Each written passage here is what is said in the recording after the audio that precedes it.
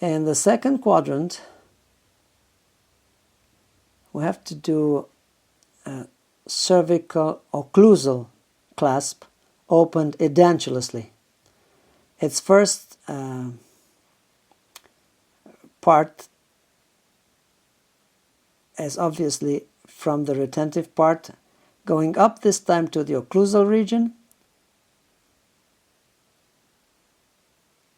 It's very similar to the other clasp, but this also gives rest by itself. You don't need another clasp for the rest. The very clasp that we create here gives rest because it goes in between the teeth, in between two teeth. So we start with the active part, the dental part, as always. We use the rounded part of the plier. We create slowly a curve. We don't force on the wire. We don't want to create marks from the bending. It should be just one smooth curve. I don't try to do it in the final shape from the beginning, because I'm sure I'll have to modify here and there while I create the rest of the clasp. I don't want to make it too exact, because especially the tip could damage the model when I'm working it. So when I'm bending the wire and when I'm checking the position, so all this active part should be nicely placed in contact to the tooth, right? But not to create scratches on the model. So that's what I'm looking after. That's what I'm trying to get. So the technician shortens a little bit as necessary, places it in position, and then needs to bend a little bit to see exactly where it has to be bent. Normally the technician should have marked with a pencil, but as I told you, the technician is experienced, and so he doesn't really need the pencil. He sees exactly where it has to bend.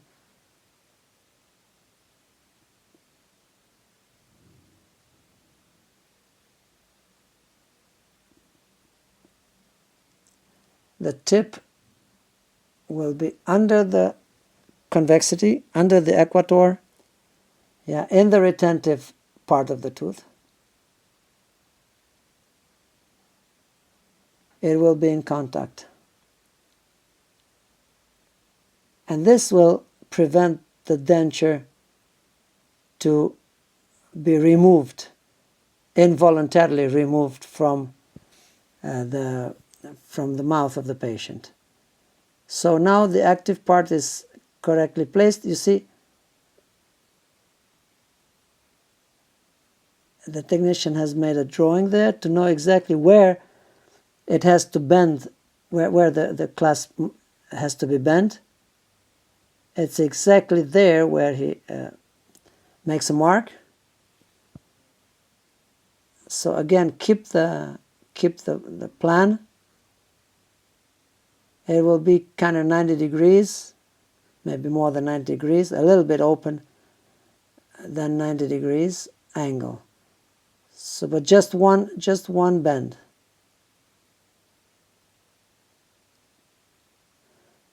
So I wish to make it parallel with the plan of the table. I hold with the flat side towards the bending, flat side of the plier, and then I just press on the wire, and that's the initial bending. Well or not, we'll see now. We're gonna see. So yeah, I don't do it thoroughly to the end. Again, I want to make sure that I'm around where I want to get. Okay. So now slowly I can bend a little bit more.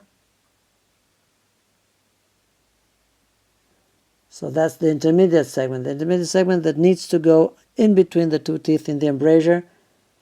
Masticatory niche, as it is called.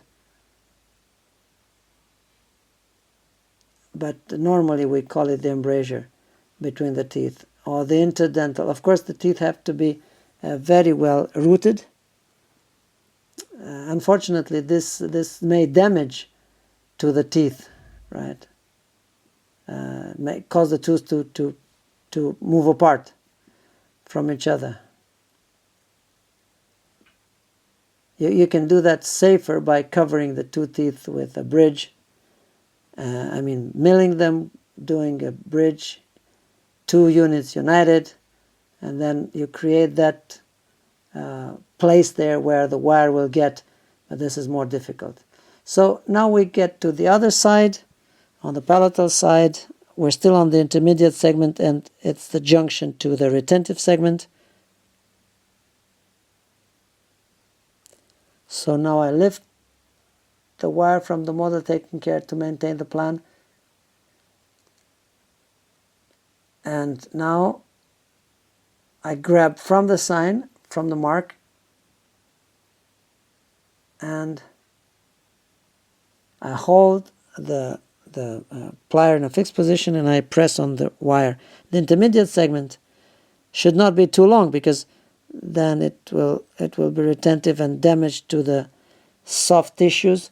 Not too short, because it will break away from the denture. I also have to take care that this intermediate segment does not interfere in occlusion. I shorten the wire now, holding both sides as we mentioned in a previous video.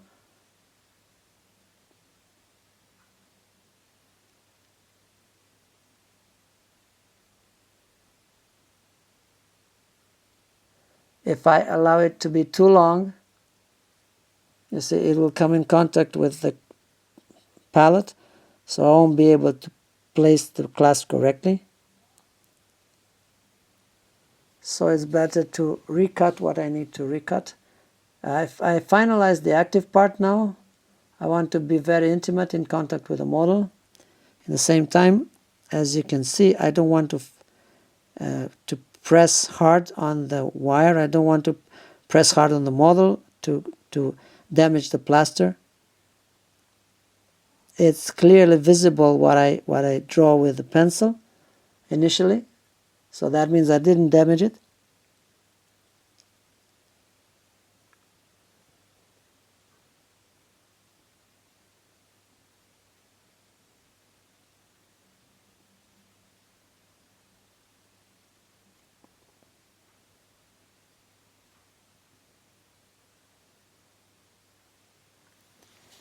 Now the retentive segment.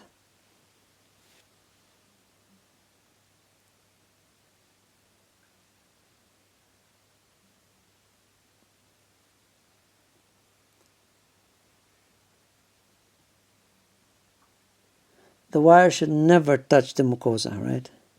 It has to be away from it. Not at the level of periodontium, not at the level of the mucosa, be it from the crest or from the palate. Should never touch the mucosa, the part of the model representing the mucosa, right? Should only touch the teeth. I don't want it to be long, too long, because it can hinder me when positioning, when I have to position it in the acrylic base. So keeping the plan, again with the flat side, I grab I hold it tight, the wire from one end, and keeping it in position, I rotate the wire around its own axis in order to get a U shape. If I want to make it more less wide, I place it where the hole is in the plier, and I just press it, and then the U shape becomes less wide.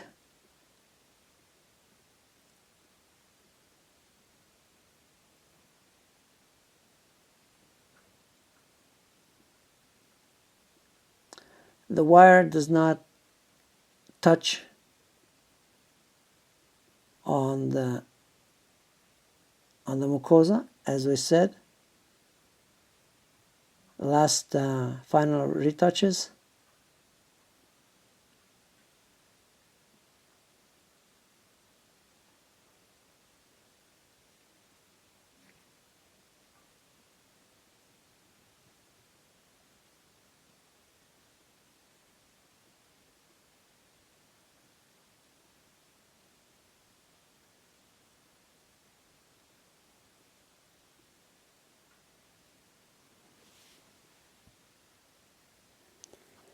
Now, just to see the final result, this is how it will look in the end, except that in the final situation, in the edentulous crest, we will have teeth, right? This is just to show how they will be fixed in the end. This one,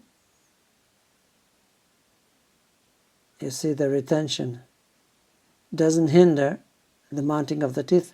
This one is the only one that can hinder. This rest was made in order to avoid the denture to press on the mucosa. This is placed there, so I will maybe have to cut from the lower part of the teeth that I'll place there in order to avoid contact with that wire and have enough space in occlusion, right? Now, again, the space between the active part of the clasp and the marginal periodontium, so that's how it looks. And on the mucosal aspect, the wire doesn't show through the wax. It's all embedded into the wax. Yeah. So it's perfectly integrated. It's not that we do it like that. This is just to show how the clasps will be fixed in the end. But normally, this includes also the teeth. Yeah, so you never have it like this. It's just to show how the clasps would sit in the denture base. When we've done the whole denture, we will activate that extra bend, the clasps, to have the perfect retention. Also, the dentist can do that in the mouth of the patient. The advantage is that they are easy to replace if they break.